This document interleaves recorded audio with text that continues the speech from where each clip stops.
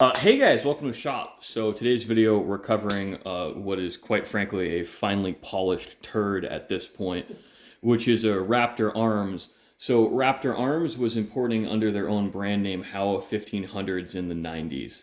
The base actions are actually quite good, and I do believe barrel quality is reasonable based on my limited experience with them. But they didn't even put them in, this is a current production Howa Hogue stock, so these aren't exactly top quality Tupperware either. They're reasonably good. You can still get pretty good accuracy out of the factory Howas, but the Raptor arm stock, you could crush the magazine well when you squeezed it with your hands. It was cheap. And I believe new, these were selling for about $300. So what's particularly entertaining about this gun is we have put what was brand new a $300 gun into a $300 stock blank. And it's been checkered and fitted and etc. And it's just entertaining because you have this real juxtaposition of relatively good quality craftsmanship. I wouldn't consider this stock to be my masterpiece, but it's done well. It's bedded. You know, the checkering's pretty good on it.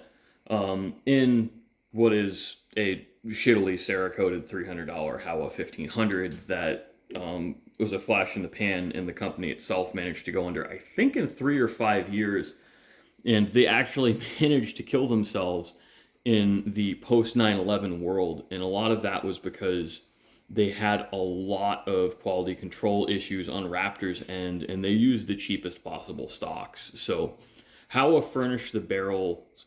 I believe at this time Howa was only cold forging their barrels, and they're great actions. Like, this would actually be a pretty good donor action for a custom barrel on it if the owner so chooses. I did this for a buddy who just thinks it's also hilarious. We're putting a $300 gun into a $300 stock blank. And we've switched out the plastic trigger guard from Raptor Arms with a factory Howa takeoff trigger guard.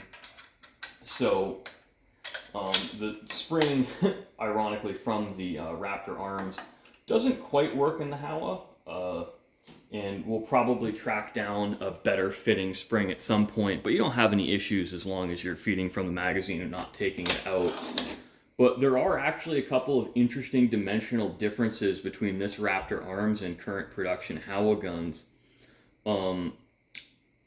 which I'm a little bit surprised by. The recoil lug front to back is different, and I'm not sure if this was at Raptor Arms' behest or molestation by a previous owner, but it uses 1/4 20 screws on the trigger guard, and the barrel profile is a little bit lighter than the current production Howa 1500s.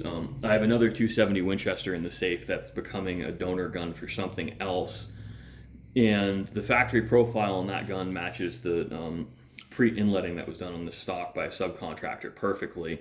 It's a little bit slim, or the barrel on this is a little bit slimmer than the current production guns, but the chamber area is a little bit thicker. So there's some subtle differences there. I think a lot of that too is just production changes over the years. No gun over, a 30-year period is going to be exactly the same. And some of that's customer demand. Like, what I've noticed now is people buying bolt action guns like this really expect reasonable accuracy on a 300 or a 400 yard animal. At this time, 150 to 200 yards is more the norm in the 90s. So thanks for watching, guys. I hope you enjoyed. This is just a particularly entertaining project, just again, given the quality of the action that went into this.